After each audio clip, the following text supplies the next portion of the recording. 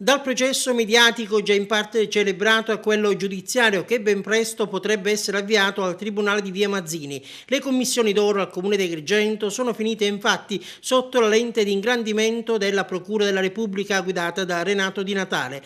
Ad occuparsi del caso i sostituti Santo Fornacier e Alessandro Macaluso, impegnati in queste ore a delineare i contorni della vicenda, scoppiata in tutto il suo clamore dopo le trasmissioni Rai, Ballarò e l'Arena. Gli inquirenti, al di là dell'aspetto etico e morale, profili questi che saranno giudicati dai cittadini, dovranno entrare nel merito del presunto scandalo, analizzare i verbali delle sedute e ascoltare gli stessi inquilini di Aula Sollano, ma non solo, sentire anche i vertici della macchina burocratica di Palazzo dei Giganti per capire insomma se siano stati commessi dei reati ed eventualmente perseguirli. E proprio questa mattina il personale della Guardia di Finanza si è recato all'ufficio di presidenza del municipio per sequestrare atti e documenti che riguardano proprio le sedute delle commissioni consiliari. In particolare le Fiamme Gialle hanno acquisito verbali, fogli di presenza e mandati di pagamento. E intanto nelle prossime ore sono annunciate altre due dimissioni, quella dell'ex presidente del Consiglio Comunale Aurelio Tropia e quella del vicepresidente Giuseppe Di Rosa. Entrambi lasceranno le poltrone dopo la seduta d'aula di dopodomani.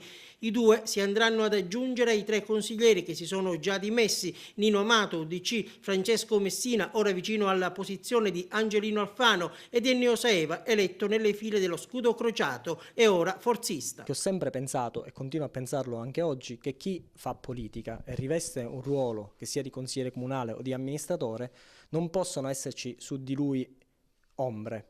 E siccome il Consiglio Comunale è venuto alla ribalta negativamente in questi ultimi periodi, secondo me era opportuno che tutti insieme prendessimo questa decisione. Cioè cerchiamo di rasserenare questo clima che si è venuto a creare, ed è un clima di tensione, è un clima veramente pesante che ormai si respira, e diamo la possibilità a chi deve accertare se vi sono stati comportamenti corretti o meno che questo venga fatto. Io ho sempre svolto il ruolo di consigliere comunale cercando, sicuramente non pensando mai al gettone di presenza. C'è chi legge le dimissioni come un atto di colpa, come un'assunzione di responsabilità, è così?